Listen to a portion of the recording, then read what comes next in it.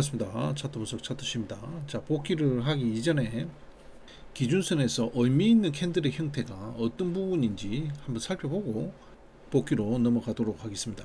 첫 번째 사례와 두 번째 사례가 있는데요. 이 첫 번째 사례에서 1, 2번 중 어떤 캔들이 의미 있는 캔들인지, 두 번째 사례에서 3, 4번에 어떤 캔들이 의미 있는 캔들인지 구분을 한번 해보시기 바랍니다. 첫 번째 사례를 살펴보게 되면 노란색 기준선과 하얀색 중심선이 있는데요. 기준선 위에 중심선이 위치를 하고 있기 때문에 정배열 상태다, 이렇게 말씀을 드릴 수가 있겠죠.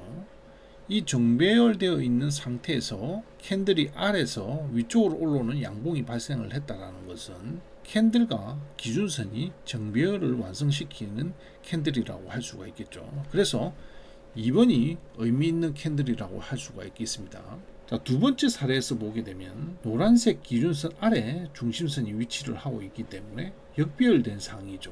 이 역배열되어 있는 기준선에서 3번의 음봉이 발생을 하게 되면 전체적으로 역배열이 완성이 되겠죠. 그래서 3번이 의미 있는 캔들이라고 할 수가 있겠습니다. 그러면 2번과 3번은 기준선과 캔들의 관계에서 정배열과 역배열이 되는 의미 있는 캔들이기 때문에 그쪽 방향으로 쫓아가면 된다, 이렇게 충분히 이해할 수가 있겠죠. 그러면 1번과 4번의 형태가 의미 있는 캔들이 되기 위해서는 어떤 형태가 취해져야 되는지 살펴보게 되면 기준선이 역배열되어 있는 상태에서 캔들이 양봉으로 끌어올리면서 기준선까지 같이 끌어올리는 형태가 되어야지만 의미 있는 캔들이라고 할 수가 있겠습니다. 이 양봉 캔들이 하얀색 중심선을 노란색 선 위쪽으로 올라올 만큼 상승하지 못하게 된다면 이 하얀색 선은 노란색 선의 저항을 맞아서 아래쪽으로 당김 현상이 발생을 하기 때문에 하얀색 선이 이 중심선을 끌어올리는 영역까지 가지 못하게 된다면 이 캔들은 의미 있는 캔들이 아니라 트릭으로 작용할 수 있다는 것입니다. 기준선의 지지와 저항 개념은 어려운 개념으로 중급자 강의에 설명이 되어 있기 때문에 이 부분은 참조하시기 바랍니다. 이번 주 복귀 살펴보겠는데요. 앞에 설명했던 관점 위주로 설명을 하도록 하겠습니다. 고점에서 60분봉 음봉이 발생을 했죠. 이 음봉 하나 가지고만 의미를 부여하기는 힘들죠. 왜냐하면 하얀색 선이 노란색 선 기준선을 이탈하지 않았기 때문에 의미를 부여하기는 힘듭니다. 그날 새벽에 급락이 나오면서 기준선을 이탈하는 이러한 전체 캔들 모양을 만들어 버린 것이죠. 기준선을 중심으로 해서 캔들이 이런 식으로 의미 있게 나타날 때도 있고 캔들이 이런 식으로 쪼개져서 나타날 수도 있다는 겁니다. 그러면 캔들을 이렇게 전체적으로 해석을 해야 된다, 이렇게 보시면 되겠습니다. 그러면 이러한 의미 있는 캔들이 발생을 했기 때문에 그 중심선까지 올라오지 않는다면 이 캔들은 진짜가 된다라는 것이죠. 타점은 이 부분이 되겠습니다. 다음 흐름에서 살펴보게 되면 60분봉 이 캔들이 의미 있는 캔들이 되겠죠. 기준선은 역배열되어 있는 상태에서 캔들이 역배열을 완성하는 형태로 나타났기 때문에 의미가 있는 캔들이 되는 것이고, 이 캔들의 중심선을 돌파하지 못한다면 진짜가 된다라고 할 수가 있겠죠. 저희도 이 부분에서 매도로 들어갔고 기준선까지 하락을 먹을 수가 있었습니다. 다음 살펴보게 되면 아래에 파란색 영역에 기준선이 설정되어 있죠. 이 부분은 멤버십 텔레그램에서 실시간으로 제공되는 기준선이 되겠죠. 초급자 과정은 이 부분에서 매수로 들어가면 된다라는 것이죠. 이런 기준선의 지지와 저항의 개념들은 중급자 개념이기 때문에 실전에서 적용하기가 상당히 힘듭니다. 그래서 강의 영상을 완전히 마스터 해야지만이 실시간 톡에서 무슨 말을 하는지 이해를 할 수가 있다는 것이죠. 기준선 관점에서 초보자가 매매해야 하는 부분은 이 파란색 영역에서 들어가야 된다는 것이죠. 그리고 반등이 일어났을 때 하얀색 선이 있는 제초 지점에서 청산을 하면 되는 것이죠. 두 번째 흐름도 같죠. 24,450에서 기준선이 있었죠. 이 부분에서 대반등이 일어나는 걸 알 수가 있죠. 하얀색 부분에서 적당히 청산하면 되겠습니다. 개념은 하락 추세가 이어지고 있기 때문에 반등은 짧게 드시면 되겠죠. 이렇게 이해하시면 되겠습니다. 당일 저는 여기서 진입해서 매도를 먹고 기준선에서 다시 매수를 타서 반등을 먹었습니다. 이후의 흐름 계속해서 살펴보겠습니다. 프리장에서 60분봉 캔들이 3개가 나오면서 역배열을 완성해 버립니다.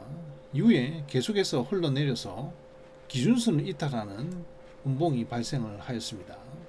자, 이렇다라는 것은 다음 캔들에서 올라왔을 때 매도로 봐야 되는 것이 정상이죠. 자, 실시간에서 우리는 이런 식의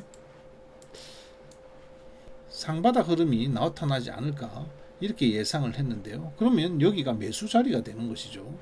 매수를 여기서 했었는데 이렇게 이탈하는 캔들이 나오게 된다면 손절을 해야지 되죠. 다음 캔들에서 매도로 전환을 해야 됩니다. 그런데 이렇게 실시간으로 빨리 머리 회전이 안 되기 때문에 이 부분을 놓치게 된다면 다음 기준선에 있는 지역에서 매수를 하면 되는 것이죠. 그러면 이 반등을 먹으면 여기서 짧게 손절했던 부분을 충분히 만회하고도 수익이 발생을 하는 것이죠. 실질적으로 회원님이 이제 이런 경우가 있었는데요. 빠르게 하락을 전환하기 위해서는 이러한 기준선 개념을 가지고 있어야지만이 빠르게 매매를 전환할 수 있다 이렇게 보시면 되겠습니다. 저는 여기서 매도로 추격해서 들어갔고 여기서 청산을 했죠. 그리고 여기서 다시 매수를 타서 반등할 때 이 부분에서 청산을 하였습니다. 자, 이후의 흐름을 보니까 장대 양봉이 발생을 하면서 다음 캔들 흐름에서 내려오게 되면 매수다 이렇게 설명을 들었었고 여기서 또 매수를 진입해서 여기서 청산할 수가 있었죠. 다시 하락을 한다면 첫 양봉의 중심선 지역까지는 내려오지 않을까 생각을 하면서 이 부분에서 매수를 걸어놓고 잠을 잤죠. 그런데 이제 기준선까지 이렇게 내려오면서 다 체결을 되었고 자, 일어나 보니 반등을 해서 저는 이 부분 정도에서 또 청산을 할 수가 있게 되었습니다. 자, 그래서 고점에서 변동성이 발생을 하면서 기준선 관점에서 매매할 수 있는 타점이 계속해서 나오면서 수익을 극대화할 수 있었다 이렇게 보면 되겠습니다. 이후의 흐름은 앞에서 하락 파동이 다 나와버렸기 때문에 박스로 진입할 가능성이 높고 기준선 또한 밀집된 상태에서 캔들이 왔다 갔다 하면서 캔들의 의미를 찾기가 상당히 힘들었죠. 그래서 매매를 한다면 적중률이 떨어질 것이라고 설명을 들었었는데요. 자, 이후에 이러한 음봉의 장악한 캔들이 발생을 했습니다. 기준선을 보게 되면 정배열이 되어 있죠. 정배열이 되어 있는데 음봉의 캔들이 발생을 하면 이 하얀색 선을 내려올 수 있는 만큼의 위치까지 내려와 줘야지 이 캔들이 의미가 있어지는 것이죠. 그렇지 못하게 되면 이러한 당긴 법칙에 의해서 반전 캔들이 발생을 할 수 있다는 것입니다. 완전한 캔들이 아니라고 말씀을 드렸었고 자, 저는 이렇게 이 중심선에서 매도로 들어갔었고 이 중심선을 돌파하는 흐름이 나타나게 되면 바로 손절을 한다고 말씀드렸었죠. 이 흐름이 이렇게 내려왔는데 이 부분이 양봉이 되지 않고 음봉으로 되어야지 우리가 생각하는 이러한 흐름이 나타날 수가 있었는데요. 양봉이 뜨면서 다음 캔들에서 중심선을 돌파하면서 전체적으로 봤을 때 기준선 정배열을 완성하는 캔들이 또 발생을 해버린 것이죠. 이후에는 상승하고 마감이 되었는데요. 앞에서 설명드렸다시피 기준선 관점에서 캔들을 이해를 하게 된다면 어디에서 손절을 해야 되는 건지 어디에서 추격을 해야 되는지 이런 부분들이 명확해지기 때문에 기준선과 캔들의 관계에서 의미 있는 캔들을 찾아서 그 방향으로 매매하면 수익을 지속적으로 낼 수 있다 이렇게 말씀드릴 수가 있겠습니다.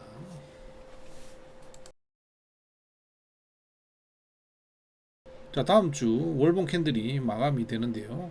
화요일까지 2거래일 남았습니다. 현재 캔들의 흐름을 보게 되면 고점에서 조정 흐름이 발생을 했고 기준선과 캔들이 정배열 흐름을 만들면서 위쪽으로 향하고 있습니다.